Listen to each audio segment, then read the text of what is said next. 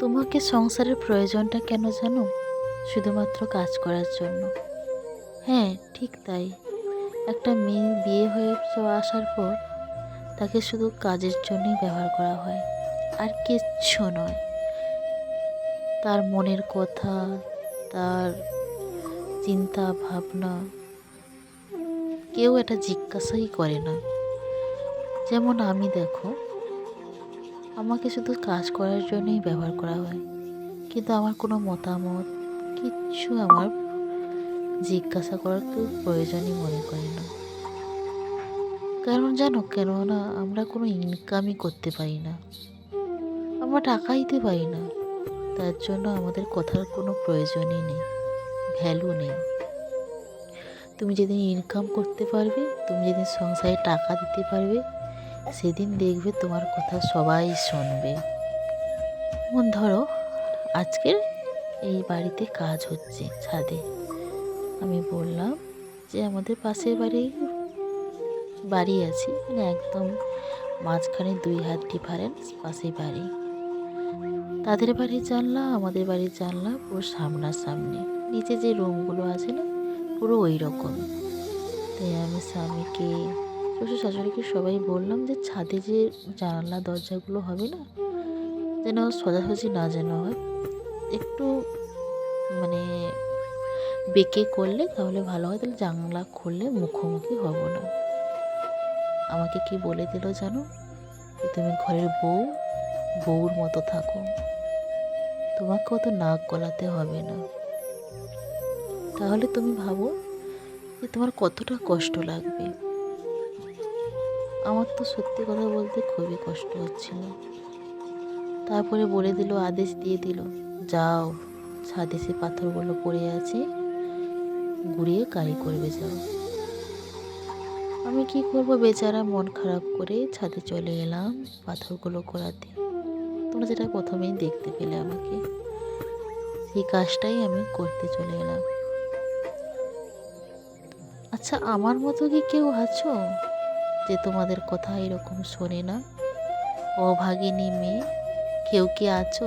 যদি কেউ থেকে থাকো, অবশ্যই কমেন্ট বক্সে জানাতে কিন্তু ভুলবেন না। যাই হোক, হ্যালো এভরিওয়ান, তোমরা সবাই কেমন আছো? আশা করি ভালো আছো। আমিও খুব ভালো আছি। সকালে কাজকর্ম সেরে স্নান টান করে এসে চলে এসেছি আবার রান্নার দিকে। এদিকে দেখো, শ্বশুরমশাই মাছ নিয়ে এসছে। আমার মা এখানে মাছ কাটছে। এগুলো হচ্ছে নোয়া মাছ। নোয়া মাছের আমি কিন্তু নাম জানি না, শুধু জানি নোয়া মাছ। নোয়া মাছ তো অনেক রকমের হয়, কিন্তু আমি জানি না। তারপরে এই যে শাশুড়ি আদেশ দিয়ে দিল, যাও ছাদে বড়ি দেওয়া হয়েছে, বড়িগুলো উল্টে দেবে, যাও, মানে তুলে দিতে। শুকনো হয়ে গেছে, তার জন্য আমি তুলে দিচ্ছি গটে গটে করে। সবগুলোই কিন্তু উঠে যাচ্ছে। হ্যাঁ, বড়ি বানানোর সময় কি হয়েছিল জানো? বাড়িতে আমি বললাম, একটু কম মশলা দাও, ঝাল কম করে দাও, যাতে আমার মেয়ে খেতে পারে। বললো কি জানো, তোমার মেয়েকে খেতে হবে না, বইতে বেশি মশলা না দিলে স্বাদ লাগবে না, ঝাল না দিলে স্বাদ লাগবে না, তাই তোমার মেয়ের জন্য আলাদা বানিয়ে ফেলবে। তোমার মেয়ের জন্য কি সবাইকে ঝাল কম খেতে হবে নাকি? এই উত্তরটাই দিয়ে দিল। তাহলে তুমি বলো, তোমার সংসারে কি কোনো দাম আছে? দাম নেই। আমি মনে করি আমার সংসারে আমার কোনো দাম নেই, এটাই আমি মনে করি।